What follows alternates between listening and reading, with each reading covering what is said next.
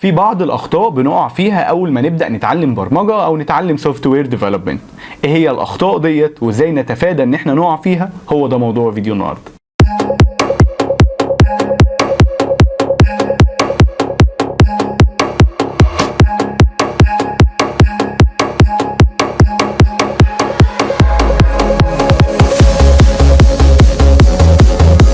اول غلط الناس بتعمله انها بتروح تتعلم تكنولوجي وهي لسه ما عندهاش البيز المناسب ليها، فتحس ان الموضوع صعب وللاسف ما تكملش.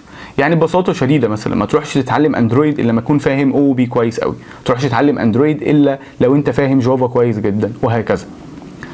وخد وقتك بقى براحتك زي ما انت عايز في تعليم البيزكس، لان انت كل ما انت اخدت وقتك فيه اكتر كل ما ده هيريحك جدا بعد كده. الحاجة التانية، حاول ما تستخدمش اي تول او لايبرري او فريم ورك الا لما تكون فاهم كويس جدا جدا التول دي شغالة من جوه ازاي، وانت بتقدر تعمل اللي هي بتعمله من غير ما تستخدمها.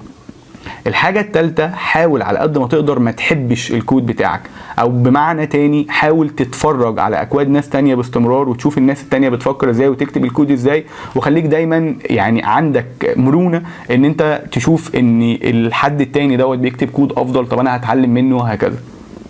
الحاجة الرابعة، افضل اتعلم طول عمرك، وما يبقاش عندك مشكلة ابدا في اي وقت من الاوقات ان انت تتعلم او ترجع تتعلم البيزكس حتى لو انت بقالك 10 سنين شغال في المجال، ده مش عيب ابدا وما فيهوش اي مشكلة.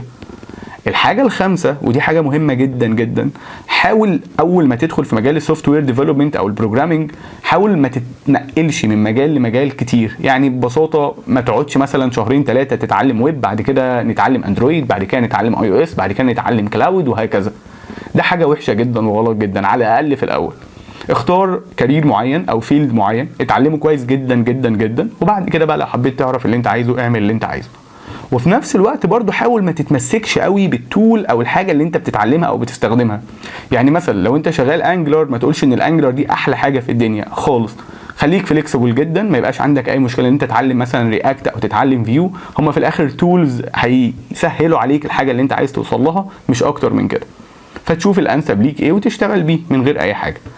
الحاجه الاخيره ودي برضو حاجه مهمه جدا، حاول في الاول لما تيجي تشتغل تدور اكتر على الشركه اللي هتعلمك والشركه اللي فيها سينيورز هيفيدوك بخبراتهم اكتر من الفلوس. يعني شوف الشركه او اسال على السينيورز اللي موجوده في الشركه قبل ما تسال الاوفر او السالري اللي انت هتقبضه في الشركه دوت هو قد ايه.